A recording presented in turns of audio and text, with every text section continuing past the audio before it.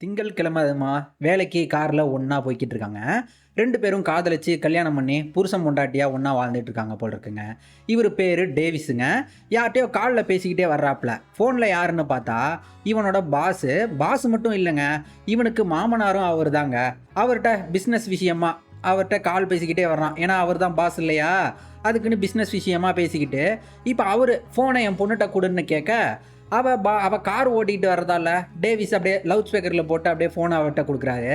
இப்போ அவர் ஏம்மா பொண்ணுகிட்ட பேசுகிறாப்புல, ஏம்மா உன் அம்மாவுக்கும் உனக்கும் என்னம்மா சண்டை, பேசுமா அவள்கிட்ட, உங்கள் அம்மா ரொம்பவே வருத்தப்படுறாதா சொல்லிட்டு இவளும் சரிப்பா பேசுகிறேன் அது இதுன்னுட்டு சொல்லிட்டு காலை கட் பண்ணிட்டாங்க. இப்போ பொண்டாட்டிக்காரி டேவிஸுக்கிட்ட பேசுகிறாங்க. ஆனால் டேவிஸ் எப்படின்னா, நீங்கள் பார்த்துருக்கீங்களா, நம்ம பேசுகிறதுக்கெல்லாம் ஆப்போசிட்டில் இருக்கவங்க ஒரு மாதிரி அப்படியே மெதப்புலையே பேசுவாங்க பார்த்துக்கிங்களா? எப்படின்னா, நம்ம சொல்கிறத சரியாக கேட்டுக்க கூட மாட்டாங்க. ஆனாலும் ஏதோ நம்ம சொல்கிறத கேட்குற மாதிரியும் அப்படியே நடிச்சுக்கிட்டே பேசுவாங்க பார்த்துருக்கீங்களா? இங்கே டேவிஸும் அப்படிதாங்க. ஆள் தான் பொண்டாட்டி சொல்கிறதெல்லாம் காதுலேயே கேட்கல, இருந்தாலும் அப்படியே சரிம்மா அப்படின்ற மாதிரியே சொல்லுவாப்புல. பொண்டாட்டிக்காரி என்னன்னா, அடேய் ஏன்டா வீட்டில் ஃப்ரிட்ஜு 2 வாரமாக லீக் ஆகிட்டு இருக்கு பார்த்தியாடா, உங்கள் அப்பா கூட கிறிஸ்மஸுக்கு ஏதோ கிஃப்டெல்லாம் வேறு டூல்ஸாக கொடுத்தாப்லையே, நீ ஏன் வேணா அந்த ஃப்ரிட்ஜை சரி பண்ணலாம்ல அது இதுன்னு சொல்லிக்கிட்டு, இப்போ அதை கூட எப்படின்னா ரொம்பவே அதட்டி கராராக சொல்லலை, எப்படின்னா ரொம்பவே கனிவாக அன்பாக பாசமாக அப்படியே சிரித்த முகத்தோடு தான் பேசிக்கிட்டே கேட்டுக்கிட்டே வருவா.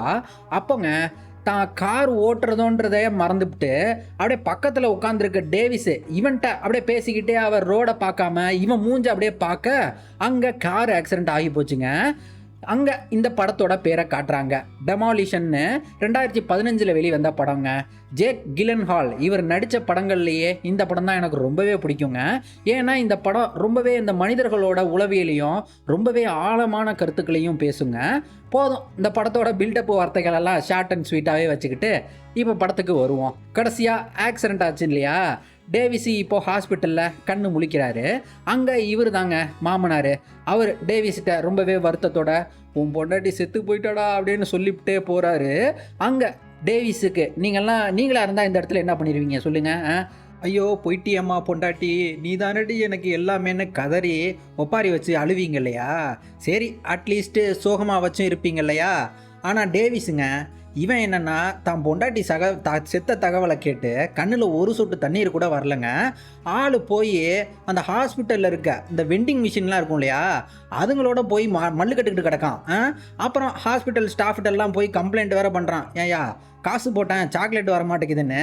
அவர் சொல்லிவிட்றாப்புல, அதுக்கும் எங்கள் ஹாஸ்பிட்டலுக்கும் சம்மந்தமே இல்லைங்க, அது ஏதோ ஒரு வெண்டிங் மிஷினுக்கு கம்பெனிக்கு சம்மந்தமானது அப்படின்னு சொல்லிடுற டேவிஸு இப்போ அதை ஃபோட்டோ எடுத்துக்கிட்டு ஆள் நேராக வீட்டுக்கு வர, அங்கங்க ஃபோனில் இவனோட பொண்டாட்டி செத்ததுக்கு டேவிஸோட அம்மாவும் அப்பாவும் கதறி அழுகுறாங்க. டேவிஸுக்கு சமாதானமெல்லாம் சொல்லிக்கிட்டு இருக்க, இங்கிட்டு இவன் டேவிஸுங்க இவன் இப்போ தான் அந்த பொண்டாட்டி சொன்ன அந்த ஃப்ரிட்ஜை திறந்து தண்ணி லீக் ஆகிறதெல்லாம் பார்க்குறாப்புல.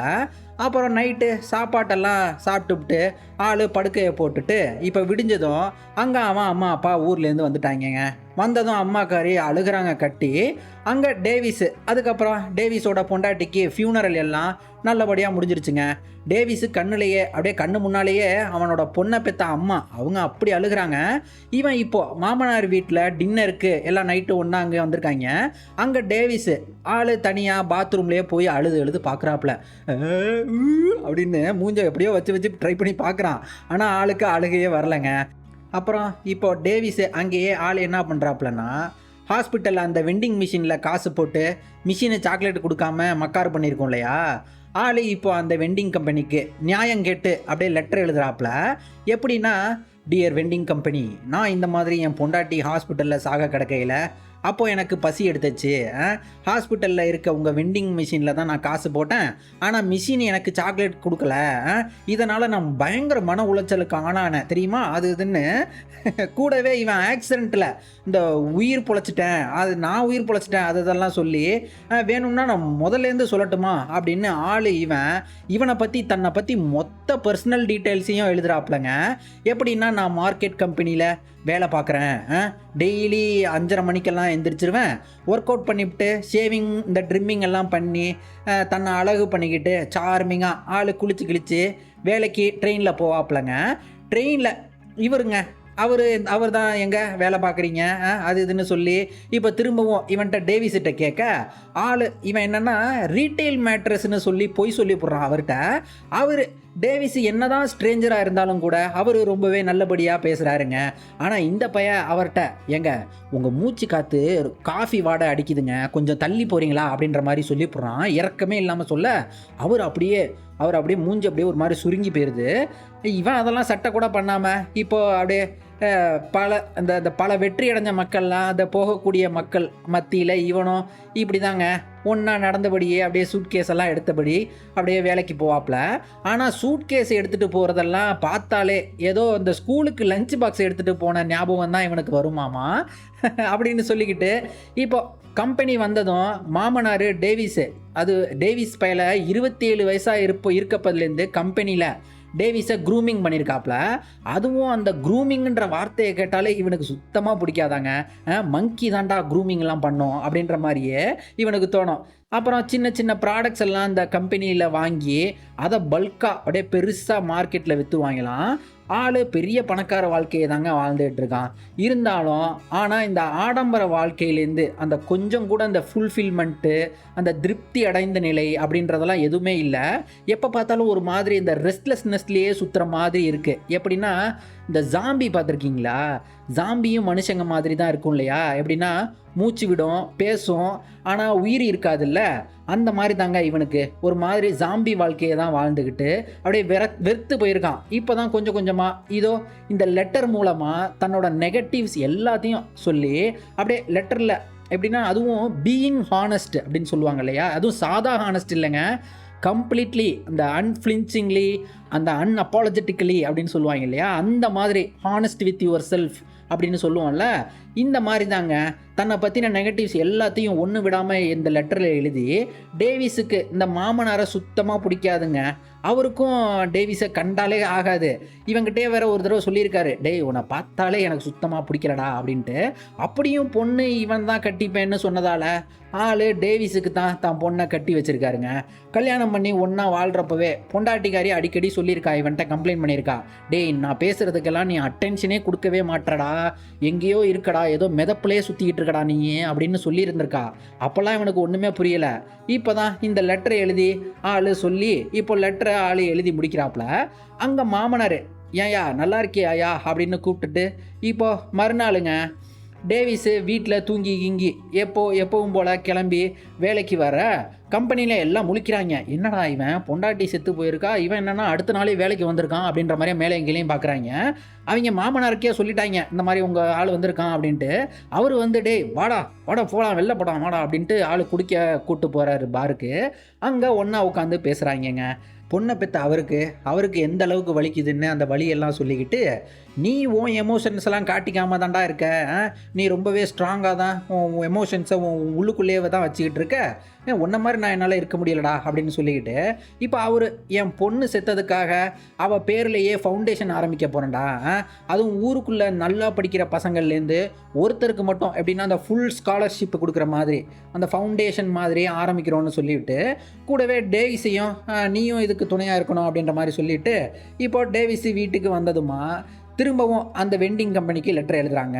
முதல்ல என் வீட்டில் ஏதோ கேப்பச்சினோ மிஷின் டெலிவரி வந்துச்சு.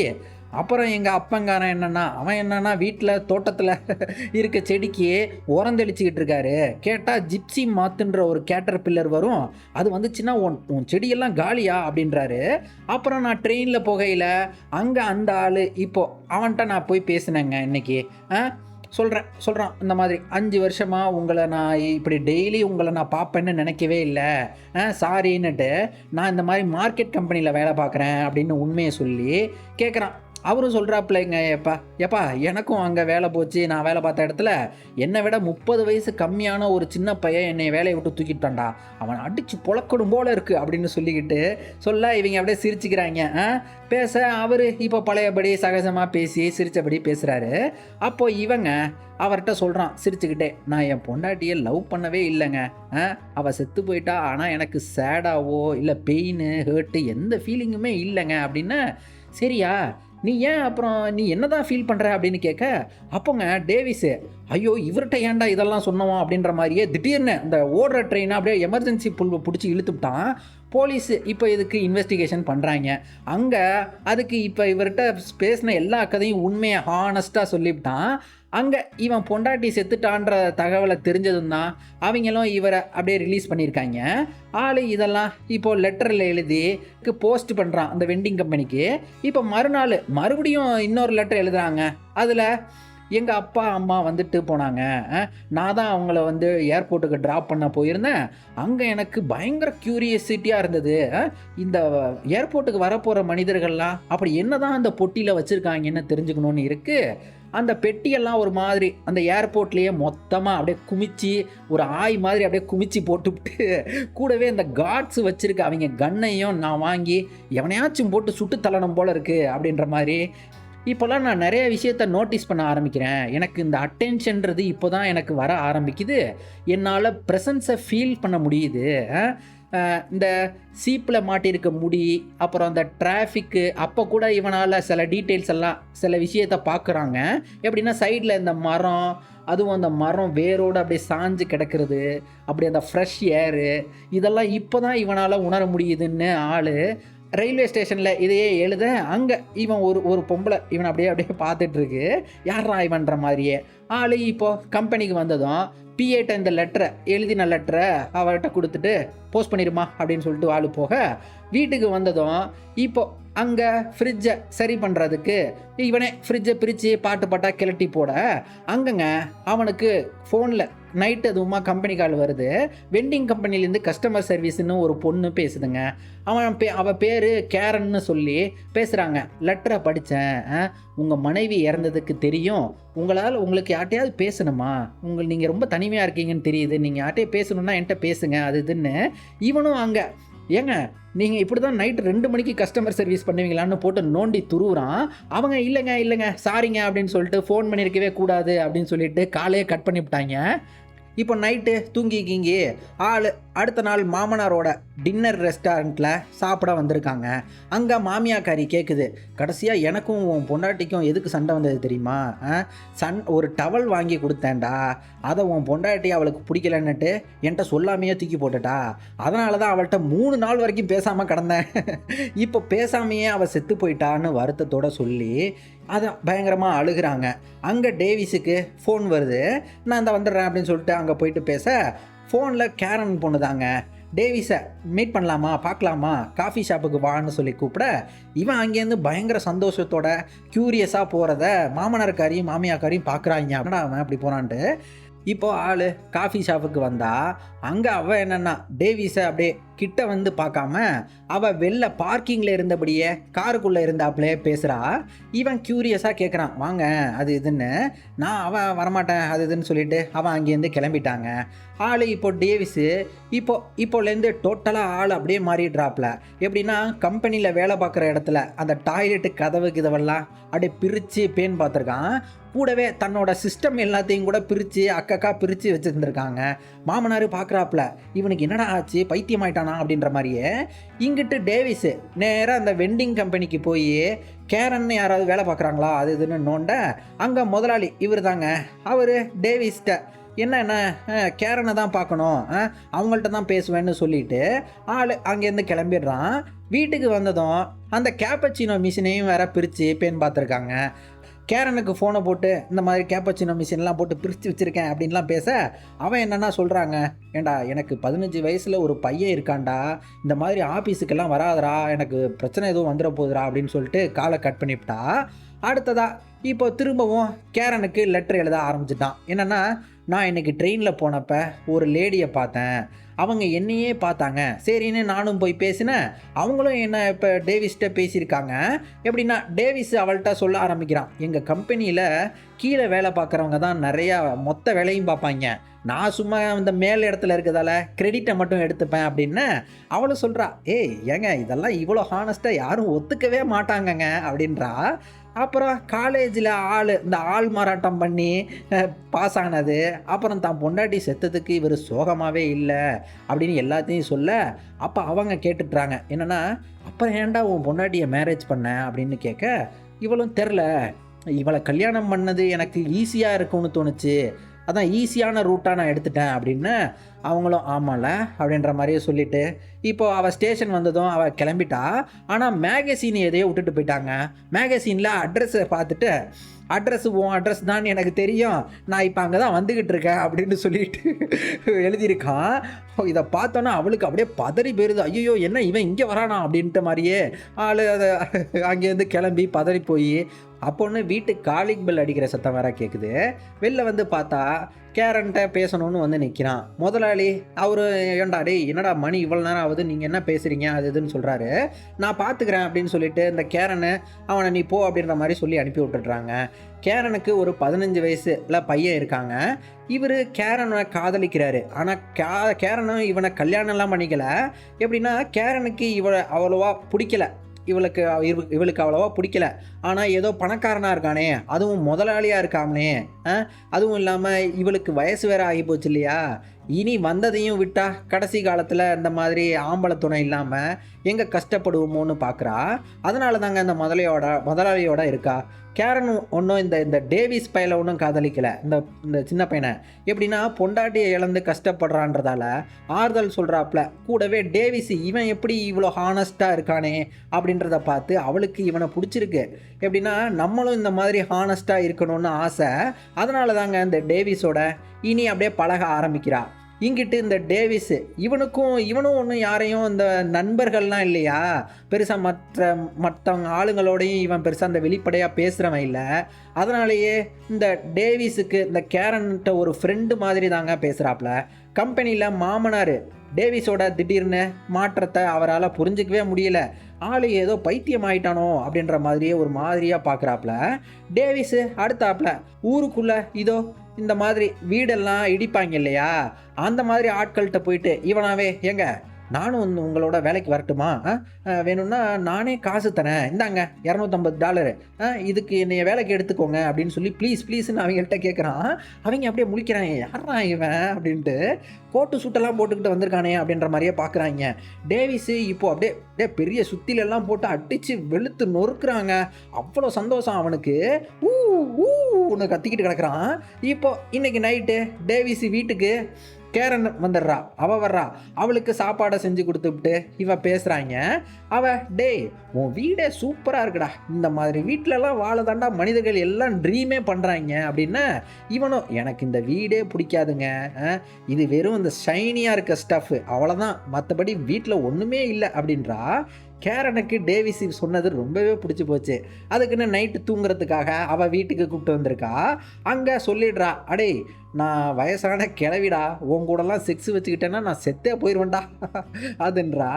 இங்கே உங்கள் பாய் ஃப்ரெண்டை ஊரை விட்டு வெளில போயிட்டாரே, இல்லை நீங்கள் தான் இந்த மாதிரி வீட்டில் பீஸாக வெட்டி அவரை ஃப்ரிட்ஜுக்குள்ளே வச்சுருக்கீங்களா அப்படின்ற மாதிரியே கேட்க சொல்லி சிரிச்சுக்கிட்டு இப்போ தூங்க 2 பேரும் தனித்தனியாக பெட்டில் ஒன்றா போட்டு பக்கத்துலேயே ஒன்றா படுக்கையாக போட்டாங்க.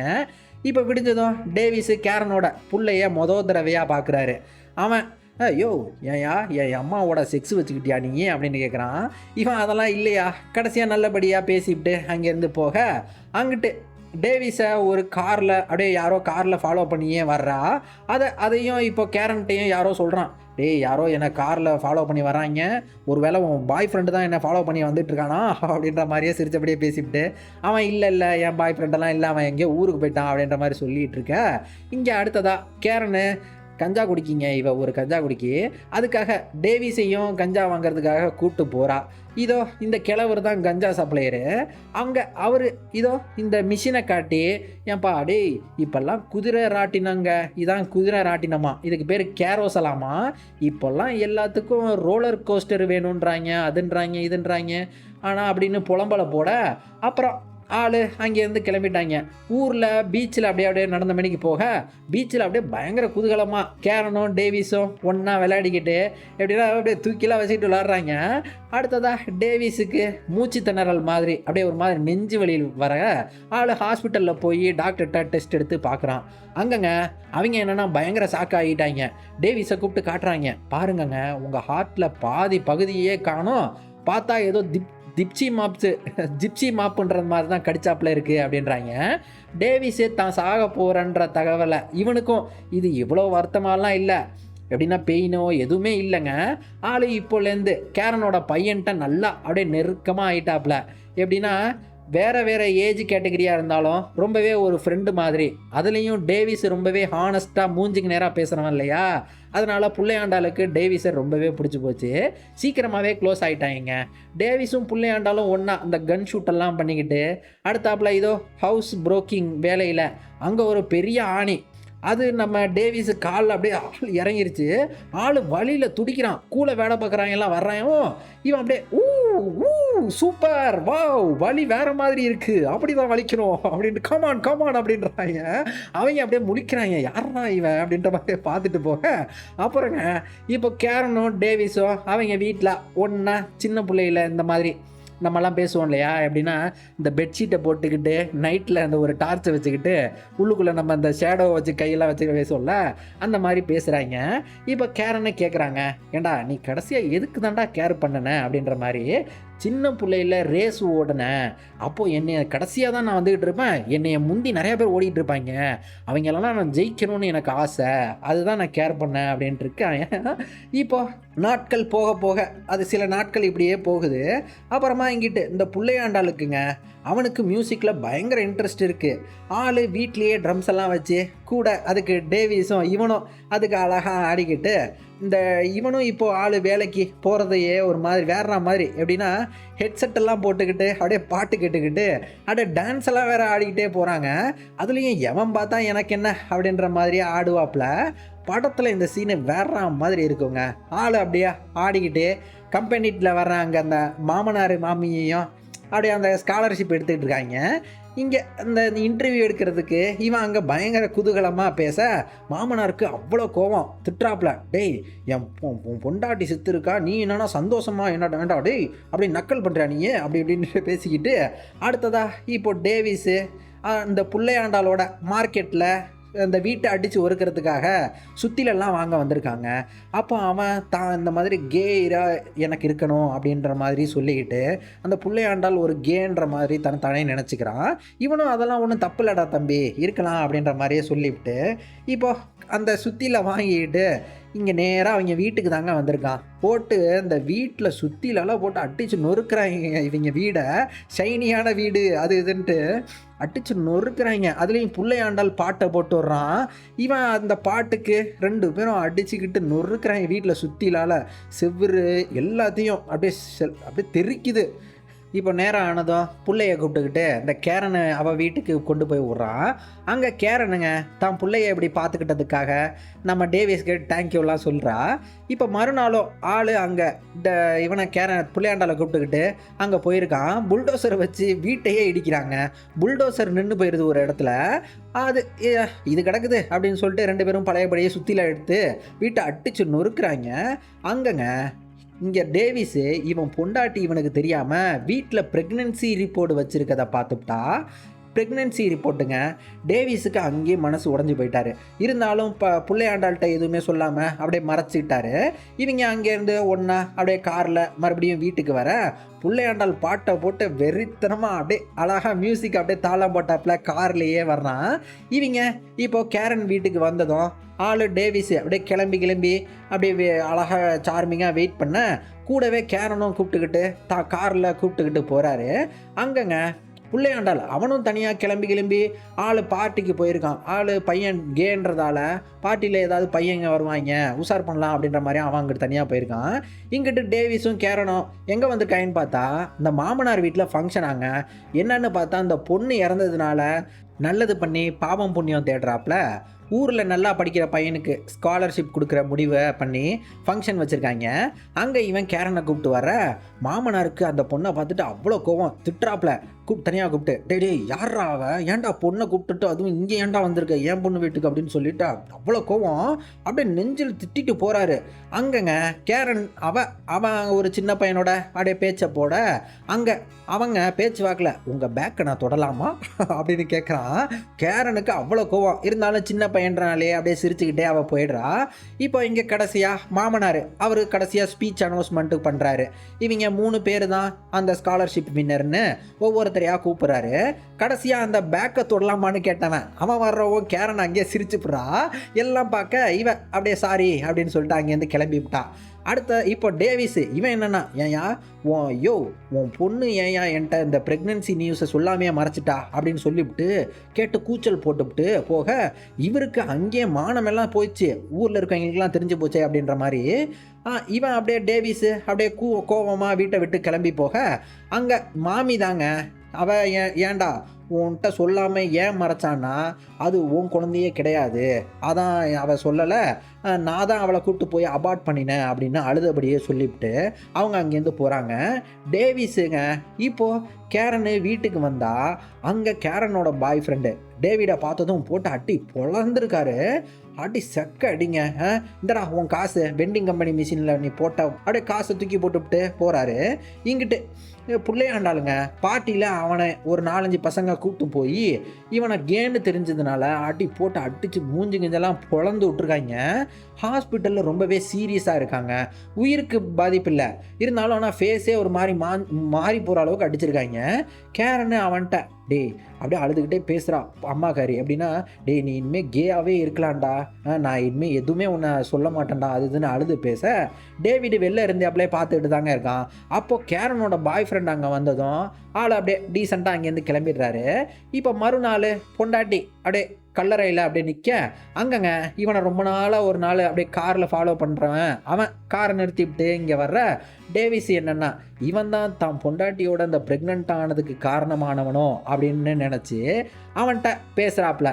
அவர் என்னென்னா டக்குன்னு எப்பாடே நான் அதெல்லாம் இல்லைடா, நான் தான் உங்களை அந்த ஆக்சிடென்ட் பண்ணேன் பார்த்தீங்களா அதான் நான் அப்படின்னு சொல்லி அவர் ரொம்பவே ஃபீல் பண்ணி தன்னால் அந்த உயிர் செத்த போச்சு அப்படின்ற அந்த குற்ற உணர்ச்சியில் பயங்கர அழுகிறாரு. ஆனால் அங்கே டேவிஸுங்க அவரை சமாதானப்படுத்தி வைக்கிறான். அடுத்ததா இப்போ டேவிஸு கடைசியாக மாமனார்கிட்ட போய் சாரி எல்லாம் கேட்டு உங்கள் ஸ்காலர்ஷிப் ஐடியா ரொம்பவே நல்லா இருக்குது, எனக்கு புரியுது, பட்டு என் பங்குக்கு நான் ஒன்று பண்ணலான் இருக்கேன், அதுக்கு நீங்கள் கட்டாயம் ஒரு பங்கு எடுத்துக்கணும் அப்படின்ட்டு ஆள் இப்போ தாங்க அழுகிறான். மாமனாரும் சரி கோவம் இருந்தவரை இப்போ டேவிஸ்கிட்ட அப்படியே உட்காந்து பேசுகிறாரு. அங்கங்க டேவிஸ்கிட்ட அழுதுகிட்டு இப்போ அவனுக்கு சிரிப்பு வேற வருது அழுதுகிட்டு, எப்படின்னா கண்ணு வேர்க்குது வாய் சிரிக்குதுங்க. இதை தான் சப்ரஸ்டு எமோஷன்னு சொல்லுவோம். அதாவது நம்ம எக்ஸ்ப்ரெஸ் பண்ணாமல் அப்படியே விட்டு போன எமோஷன்லாம் இப்படி தாங்க வெளிவரும். பார்த்துருக்கீங்களா? எப்படின்னா நீங்கள் ஃபஸ்ட்டு அழுக வரும், அப்புறம் கொஞ்சம் நேரம் கழிச்சு அப்படியே சிரிப்பு வரும், கடைசியாக அப்படியே பயங்கர அழுக வரும், கடைசியாக ஒரு மாதிரி அந்த செஸ்ட்டில் நேராக அந்த உள்ள நெஞ்சு குழி இருக்கும் பார்த்தீங்களா, அந்த பகுதி ரொம்பவே வலிக்கும். இப்படி தாங்க சப்ரஸ்டு எமோஷன்லாம் வரும். ஆள் டேவிஸு தூங்கி கிங்கி எழுந்து ஜாகிங் போயிட்டு குளிச்சு கிழிச்சு ஆள் வர்றாப்புல. அங்கே பார்த்தீங்கன்னா ஜூலியாவோட பேரில் கேரோசல் ஒன்று, அதுவும் ஃப்ரீயாக ஊரில் உள்ள அந்த குழந்தைங்களுக்கு ஃப்ரீயாகவே ரைடு மாதிரி ஆரம்பிச்சிருக்கான். டேவிஸு அதுலேயும் குழந்தைங்களோட ஒன்றா விளையாடிக்கிட்டு அங்கே தான் பொண்டாட்டியோட நினைவுகள் வேறு வருது. ஆள் அதனாலேயே வெளில வந்துவிட்டாப்புல. அப்போ மாமனாருக்குங்க அவருக்கு அவ்வளோ சந்தோஷம், அப்படியே சூப்பர் ஐடியா அப்படின்ற மாதிரி அப்படியே இவனுக்கு சிக்னல் கொடுக்குறாப்புல. அப்புறம் கடைசியாக பிள்ளையாண்டாள் இந்த டேவிஸுக்கு லெட்டர் எழுதியிருக்காங்க. என்னென்னா வலி இப்போ ஒரு மாதிரி சரியாயிடுச்சு, ஓகே தான், என் அம்மாவும் அந்த பாய் ஃப்ரெண்டுக்காரனை கடைசியாக கிளட்டி விட்டுட்டாங்க, அப்புறம் இங்கிட்டு சிட்டியில் நான் ஒரு இடம் சொல்கிறேன், நீங்கள் அங்கே போய் இத்தனை மணிக்கு கரெக்டாக இத்தனை நேரத்தில் நிற்கணும் அப்படின்னு டேவிஸும் அங்கே வந்திருக்காங்க. அங்கே 3, 2, 1 அப்படின்னு டம்முன்னு அப்படியே பெரிய சத்தத்தோட பில்டிங் எல்லாம் இடிஞ்சு ஒன்றுன்னா அப்படியே அழகாக சரியுது. அப்படியே சரிஞ்சு உள்ளுத மக்கள் எல்லாரும் அப்படியே கத்தி ஆரம் பண்ண அங்கங்க கடைசியாக அப்படியே குழந்தைங்கள்லாம் அப்படியே ஒன்றா எல்லாம் அப்படியே ஓட டேவிஸு சொல்லியிருப்பான்ல இந்த மாதிரி சின்ன வயசில் ரன்னிங் ரேஸில் கடைசியாக வருவேன், அவங்களெல்லாம் ஓடி ஜெயிக்கணும்னு. அதே சமயம் இப்போ குழந்தைங்களும் அப்படியே கத்திக்கிட்டு அப்படியே சந்தோஷத்தோடு ஓட இவனும் அப்படியே ஓடி அப்படியே அவங்களெல்லாம் ஓவர்டேக் பண்ணி ஊ அப்படின்னு கத்திக்கிட்டே ஓடி ரேஸில் ஜெயிக்க கடைசியாக இந்த சீனோட படம் பார்க்குற நமக்கெல்லாம் ஒரு மாதிரி ரொம்பவே புத்துணர்ச்சியை கொடுக்குற மாதிரி தாங்க இந்த படம் இப்போ முடியுது.